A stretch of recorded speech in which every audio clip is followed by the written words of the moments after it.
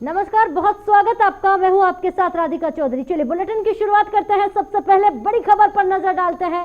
आपको बता दें, देश भर में कोरोना की दूसरी लहर खतरनाक हो रही है। उसी के चलते कोरोना उपचार के लिए एक और दवा को मंजूरी मिल गई है। डीआरडीओ की दवा को डीसीजीआई ने मंजूरी दी है। आपको ये महत्वपूर्ण जानकारी दे देते हैं। कोरोना के उपचार में 2DG का होगा इमरजेंसी इस्तेमाल। डीआरडीओ की मेडिसिन से कम होगी ऑक्सीजन की जरूरत। तो बड़ी महत्वपूर्ण खबर, क्लिनिक ट्रायल में सफल साबित हुई है डीआरडीओ की ये दवा। आपको बता देते हैं, डीआरडीओ की दवा को डीसीजीआई ने मंजूरी दे दी है कोरोना के उपचार में।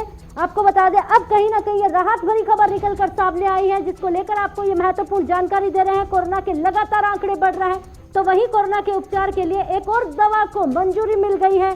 डीआरडीओ की ये दवा को डीसीजीआई ने मंजूरी दी है। तो कहीं ये अच्छी खबर अब उन तमाम लोगों के लिए राहत भरी है जो लगातार कोरोना से लड़ रहे हैं। और आपको बता देते हैं, कोरोना के उपचार में 2G का इस्तेमाल होगा, इमरजेंसी में इस्तेमाल कर सकते हैं। और इसी खबर पर ज्यादा जानकारी देने के लिए हमारे संवाददाता प्रणय शर्मा हमारे साथ जुड़ गए हैं। प्रणय, जानकारी दीजिएगा। पूरा देश ऑक्सीजन की किल्लत से लड़ रहा था, दवाइयों की किल्लत से लड़ रहा था, और वहीं वैक्सीन की किस तरह से कमी है वो पूरा देश देख रहा था। इस बीच डीआरडीओ से अच्छी खबर आई है कि एक दवा को डीसीजीआई ने मंजूरी दे दी है। क्या कुछ ताजा जानकारी?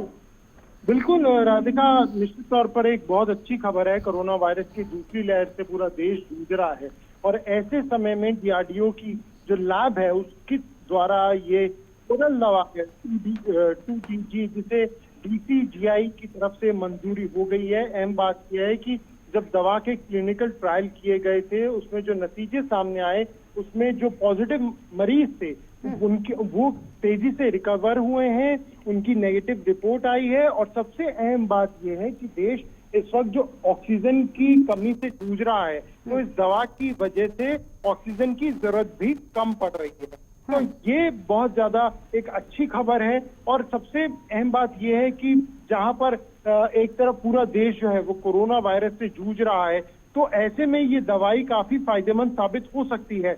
और अहम बात यह है कि डीआरडीओ ने कोरोना की दवा 2DG को बनाने में ये महत्वपूर्ण जो कदम है वो उठाया है। और पिछले साल से ही जो वैज्ञानिक थे डीआरडीओ के, वो इसमें जुटे हुए थे, और आखिरकार उन्हें सफलता जो है वो हासिल हुई है।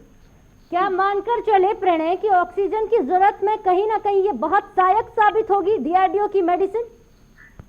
जी बिल्कुल, क्योंकि जो कुछ ट्रायल्स हुए हैं, जो कुछ नतीजे सामने आए हैं, उसके तहत तो इस दवाई को लेने के बाद जो मरीज है उसे ऑक्सीजन की कमी कम महसूस हो रही है। वनस्पत अगर हम मौजूदा स्थिति में देखें तो मरीजों को बहुत ज्यादा जो समस्या इस वक्त है वो ऑक्सीजन की आ रही है, उनका ऑक्सीजन लेवल तेजी से गिर रहा है। लेकिन अगर ये दवा उन्हें दी जाती है तो ऑक्सीजन जो है वो इतनी तेजी से नहीं गिरता है।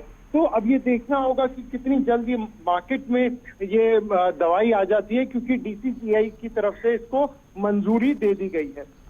बिल्कुल, प्रणय शर्मा बने रहिएगा हमारे साथ। एक बड़ी खबर आ रही है, आपको बता देते हैं। इस बीच बड़ी महत्वपूर्ण खबर, कोरोना महामारी के बीच स्वास्थ्य मंत्री ने कई उम्मीद जगाई है। देश के कुछ हिस्सों में कोरोना के केसों में आ रही है कमी, हर्षवर्धन कहते हुए नजर आए। और ये कमी कहीं ना कहीं अच्छी खबर के तौर पर है। 180 जिलों में 7 दिन से कोरोना के एक भी आंकड़े सामने नहीं आए हैं, हर्षवर्धन कहते हुए नजर आए। 24 घंटे में 3.18 लाख लोग ठीक हो चुके हैं। तो ये बड़ी अच्छी खबर है। लगातार हम कोरोना के आंकड़ों को देख रहे हैं प्रणय शर्मा।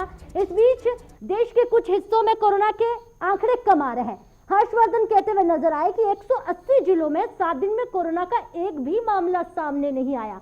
तो हम ये मानकर चले कि अब कोरोना की लड़ाई में कहीं ना कहीं अच्छे कदम उठा रहे हैं, इसके चलते ये आंकड़े सामने नहीं आए हैं। हाँ बिल्कुल, देखिए, क्योंकि अब ज्यादातर राज्यों ने लॉकडाउन का ऐलान किया हुआ है और लॉकडाउन को भी लगातार बढ़ाया जा रहा है। लॉकडाउन के लगने से निश्चित तौर पर जो एक संकेत है वो साफ तौर पर देखने को मिलते हैं कि जो मामले हैं उनमें गिरावट आती है। अगर उदाहरण के तौर पर हम दिल्ली को ही देखें तो जहां पर मामले 25,000 के भी पार जा रहे थे, तो अब जो मामले हैं वो 19,000 और 20,000 से नीचे आ रहे हैं। तो ये एक शुभ संकेत है। देखने वाली बात यही होगी कि आखिर ये जो ट्रेंड है वो कितने दिनों तक रहता है, क्योंकि एक्सपर्ट्स की भी अगर हम माने तो उनका ये कहना है करीब 2 हफ्ते लगते हैं कि ये देखने के लिए कि क्या जो पीक हर राज्य में आया है कोरोना के संक्रमण का, क्या वो गुजर चुका है या वो गुजरना अभी बाकी है। बिल्कुल, तो कई देशों में आंकड़े अगर कम आ रहे हैं तो इसके पीछे क्या वजह हो